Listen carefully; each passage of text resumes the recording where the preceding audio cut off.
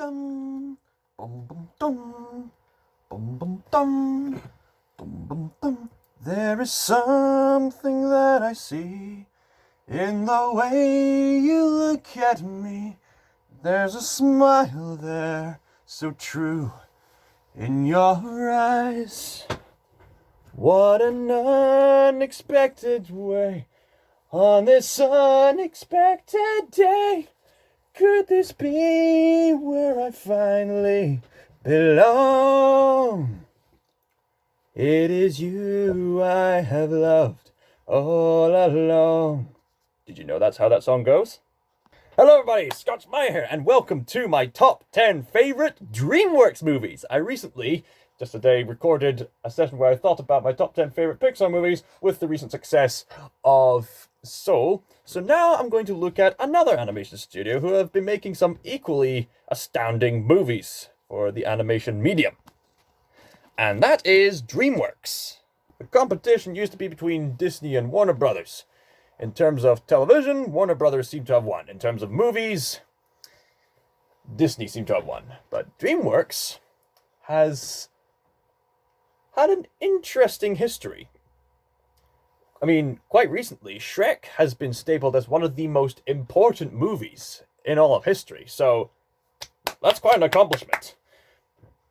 So, looking back at Dreamworks movies, which one is the best? Now, as always with lists like these, this is pretty much mostly subjective, but I think a lot of people will agree with me in how fans generally receive these movies. So,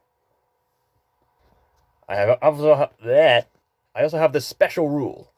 If movies have a similar theme or element to them, I'm allowed to place them on a similar spot on this list. With that said, here we go. My number 10 favorite Dreamworks movie, Rise of the Guardians. For those of you who've been watching Dr. Neiltopus and the Lunatics, yes, I have been discussing this movie as of late with my good friend Sherry, who is ecstatic over this movie. Avengers Jr. Seems legit.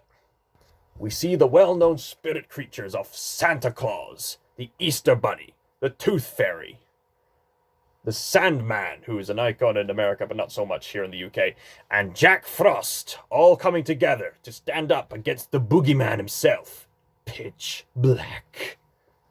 And what follows is not only an epic fight, but also a deep dive into how we perceive hope and faith, and how children can have the greatest virtues of all. It's no wonder children look up to these people. They hold the childlike attributes to the best capacity. And the character designs are brilliant. It's sort of the borderline between edgy, yet still imaginative. They get into more creative ideas with some creative imagery. Although, it is at the bottom of the list because I wouldn't call it my definitive favorite. And no, don't worry, it's got nothing to do with the fact that it's a box office failure. That's not how we judge movies here. Something about it, I don't know what it is. Or at least I don't know how to mention it, but something about it was stale.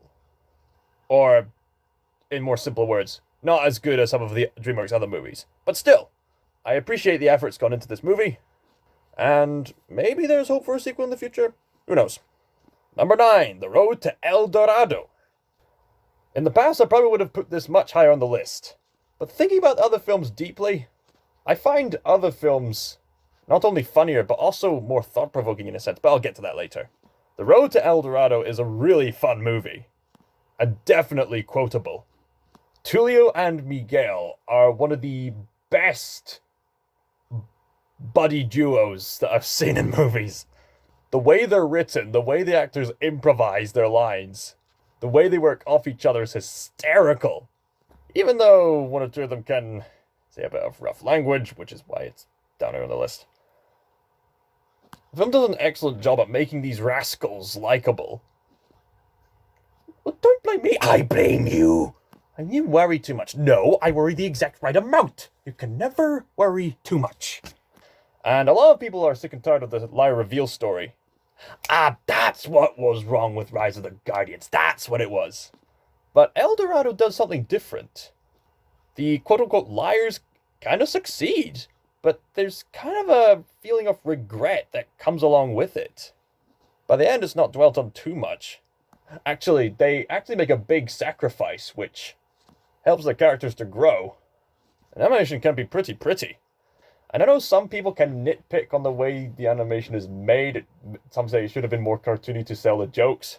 But even so, the expressions on these characters are still hilarious and brilliant. I can tell you firsthand because I've been to drama. And I do animation. I understand these expressions.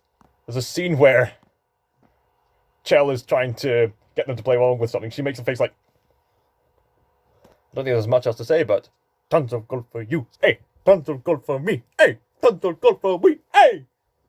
Number 8. All of the Aardman movies. What do you mean by that? I'm specifically mentioning the movies where the British stop-motion animation studios collaborated with Dreamworks to make films like Chicken Run, Wallace and Gromit, The Curse of the Were-Rabbit, and of course, Flushed Away. Now, I kind of watched Flushed Away a lot during my childhood because back during my primary school years, until the Simpsons movie, I think it was... Flushed Away was my favorite movie, and it may have been in competition with the Simpsons movie. Flushed Away is still really funny looking back at it. Whenever I think of funny scenes, like, Flushed Away is usually one of the first things that comes to mind, with scenes like, keep your legs straight when you hit the water! I kept my legs straight, Spike. Or, I don't think you should do this. These planes are supposed to be dangerous. Danger is my middle name. I thought it was Leslie. I could quote Flushed Away all day, but we don't have the time. Got fond memories of Wallace and Gromit, The Curse of the Were-Rabbit. Mainly because, alongside The Nightmare Before Christmas, Wallace and Gromit are some of the most iconic stop-motion icons. They appealed to millions with their short films. So it was about time they got their own feature-length film, which can both get pretty spooky and really funny at the same time. I think the mixture between spooky and funny can be easily seen with, like, scenes with, like, The Minister. You need a bullet. Lightning. A bullet? Lightning. A bullet? He has that smiling face as he says, like, a bullet. A book closes the window. What kind of bullet? And the reveal of the actual were-rabbit is both quite shocking, but also pretty funny at the same time. And of course, there's a natural charm that comes from the fact that it's Wallace and Gromit. Wallace and Gromit are both brilliantly expressive in their own ways. According to trailers, Wallace, the man who never says die, and Gromit, the dog who doesn't say anything. And Chicken Run is probably the grittiest of all of them. I'm gonna admit, I haven't watched Chicken Run as much as Flushed Away and Wallace and Gromit. In fact, I think I've seen Flushed Away and then Wallace and Gromit and then Chicken Run. And then, the most to the least. But still, I credit Chicken Run for being an incredibly engaging movie. And a surprisingly oppressive children's movie at that, too. This was definitely the animation's equivalent of The Great Escape before Toy Story 3 came along. In fact, people, debate in the comments whether Chicken Run or Toy Story 3 was a better Great Escape movie. The characters were charming, there was real danger. The villains felt legitimately threatening. But it was never to the point of being too mean-spirited. Just oppressive enough to make you think, okay, we want to see the characters get out of there. You want to see them succeed. And in general, Aardman has succeeded. But obviously, I think there are Dreamworks movies that excel at other aspects. Which leads me to number 7. Madagascar II. Caution, this list is going to have a lot of sequels on it, just a heads up. I know a lot of people say they like the first one, but I feel like Madagascar 2 not only enhanced the characters, but also made the scenarios even more hysterical. All the characters get some gags, and some characters come back for even greater gags. Like, do you remember that Russian granny from the New York Central Station? She comes back and she plays a major part. And every scene she's in, she's hilarious. And it might be just as funny as an adult as a child, just thinking about it. Someone being at that age, not afraid to get aggressive and to wrestle lions. Some of the maneuvers she pulls, like, I endured that and inflicted that on others during primary school. Like the Indian burn that she does. Gone in Tokyo technique on the nipple. Or at least saying something similar in the toilet or something. But it's not just the granny, it's also King Julian. It's much more fun when you wave your arms like this. The penguins. We've lost engine 1, and engine 2 is no longer on fire. I got good news and bad news. The good news is we'll be landing immediately. The bad news is we're crash landing. That crash land sequence is also just one of the funniest scenes ever.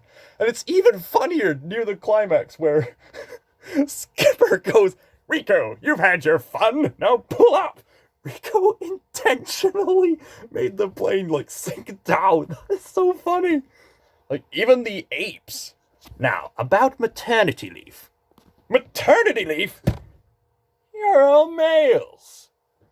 But they're not afraid to go serious when they need to. There's a little bit of good drama in there, too. The 4 main characters receiving the initial warm welcome only to endure the hardships that come with it. Not quite standing out like they wanted in New York. So yeah, I think Madagascar II is a great sequel. Speaking of comedies, number 6. And multiplied by 6! Megamind. Whenever I think of Dreamworks' funniest movies, this is one of them. And I've been talking about it with Brooks, aka Squid Jedi, and it's occurred to me that this movie is also quite thought-provoking in how it explores the superhero genre and almost questioning it at times. It's kind of similar to One Punch Man the more I think about it. Twisting the conventions of what we usually expect from superheroes. Except here we focus on the supervillain. And yeah, a lot of people have been comparing this to Despicable Me. It does have a very similar premise and very familiar sounding sidekick. But let's put aside Despicable Me versus Megamind for the time being.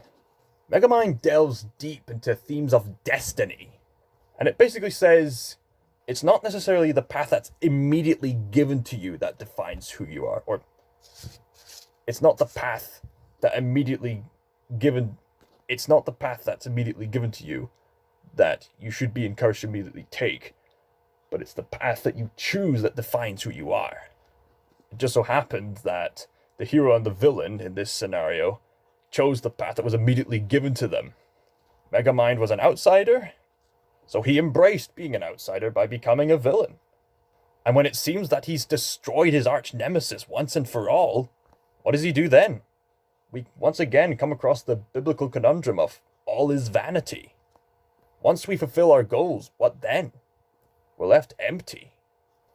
But Megamind thinks that he can fulfill this hole by making a new hero, which backfires. And even though this movie doesn't really take itself too seriously, it's interesting how this film can maturely talk about destiny. And there's a significant amount of talking in this movie. I'm in for some deeper insight the next time I watch this movie. But in the meantime, number 5, Spirit, Stallion of the Cinnamon. Nom, nom, nom, nom, nom. I was originally going to put this film lower on the list. But the more I watch it, the more I've grown to appreciate it. Yeah, the story was somewhat simple, but I've been watching this movie lately with my parents a few weeks back. They were truly engaged. It was intriguing seeing the film through their eyes. And they compared it to Warhorse by Michael Morpurgo, and they were saying it was a rather big story. And watching it with them, yeah, it is kind of a big story. Some narrative devices might seem a bit in your face, like the narration. But when I think about it a bit more, the film knows just when to have the narrator talk. It knows when to let the visuals speak for themselves. It knows when to have the sweeping music by Hans Zimmer. It knows when to play the songs by Bryan Adams. Oh yeah, Bryan Adams is in it, and he rocks. Bryan Adams, Hans Zimmer, dream team. I even find myself coming back to some of the music and the songs from time to time as I'm studying. In case you didn't notice, I love orchestra music and I love rock music as well. And of course, the animation is gorgeous. You got James Baxter and other talents working on the horses. And take it from me, drawing horses is a difficult task. They're very strangely shaped creatures. Although if I were to give some advice, Horses have the sort of long diamond kite-shaped head with a big muscle body where they can fill their big lungs for running long distances. If that helps with some drawing advice. It's amazing just how dynamic the movements can get. So whilst it isn't my top favourite movie, I have a lot of respect for it. Number 4, How to Train Your Dragon 2. The first movie made a big impact on the popular culture, but the second movie surprisingly succeeded over the first one. And if you ask me, it's the best film in the How to Train Your Dragon trilogy. It expands the Viking world, and it ups the drama, and the stakes are raised. These creators made an excellent job seeing the characters we knew from the first movie grow up, as well as exploring how they'll take on the responsibility of handling the dragons. We go where no one goes. Number 3, Shrek 2. As mentioned before, the first Shrek film made such a mark in film history. Yet, Shrek 2 is one of those movie sequels that is still debatably better than the one that came before. Not only does it expand the world, not only does it offer more creative jokes, not only does it introduce new characters, but it's also quite an intimate look between the marriage between Shrek and Fiona. How devoted are they to each other? And how far is the other willing to go to prove their love for the other? The conclusion is quite satisfying in that regard. Not to mention, we get arguably the best rendition of I'm Holding Out for a Hero ever recorded. Magic, romance, humor. What more could you ask for in a film like this? How about the Wheel of Torture? I'm not flipping anywhere. Nice. Oh, that is nasty.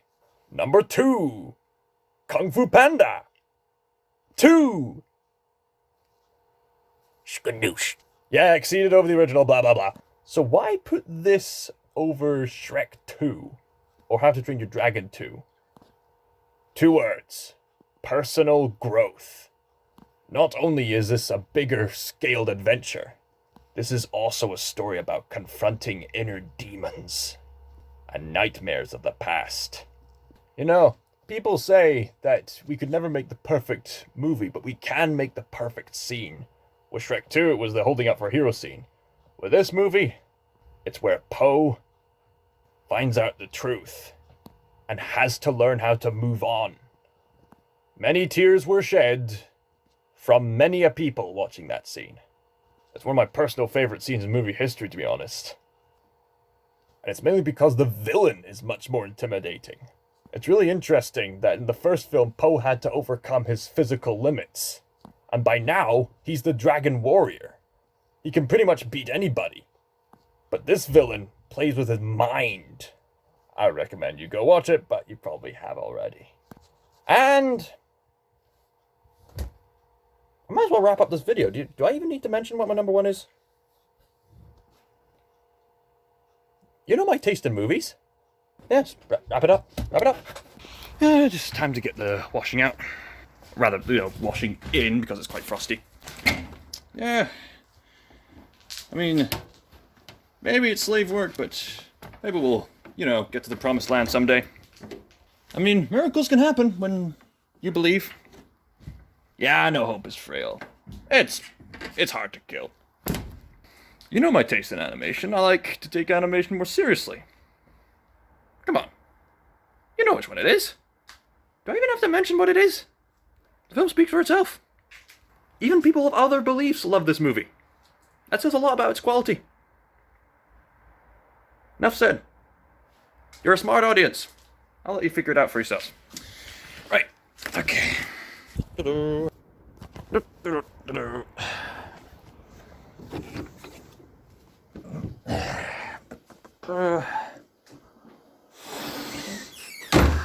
Cream of mushroom soup.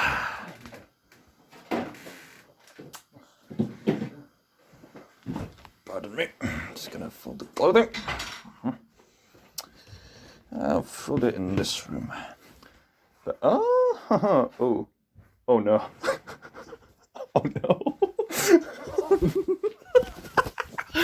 Okay. I just recorded recording this, and my mum and dad have this custom for this like Friday night pizza night. We usually have dinner on our at the table, but Friday nights we watch a movie with pizza on a tray. That's our tradition. And Dad has brought these movies today.